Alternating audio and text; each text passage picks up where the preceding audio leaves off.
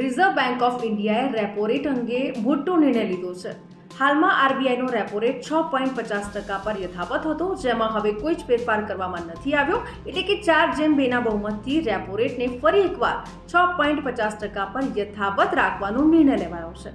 જેનાથી એવું કહેવાય કે તમારા હોમ લોનના ઈએમઆઈ પર કોઈ ફેર નહીં પડે, એટલે કે કોઈ રાહત પણ નહીં મળે. હવે તમને એ જણાવી દઉં કે ઈએમઆઈ પર રેપો રેટની અસર શું થશે. મહત્વનું છે કે આરબીઆઈની એમપીસીની બેઠક દર 2 મહિને યોજાય છે અને રિઝર્વ બેંકના ગવર્નર સહિત 6 સભ્યો મોંઘવારી અને અન્ય મુદ્દાઓ અને નિયમોમાં પણ ફેરફારો વિશે ચર્ચા કરતા હોય છે. તમને જણાવી દઉં કે રેપો રેટનો સીધો સંબંધ બેંક લોન લેનારા ગ્રાહકો સાથે છે. તેના ઘટવાથી લોનની ઈએમઆઈ ઘટે પણ છે અને વધવાને કારણે તે વધે પણ છે.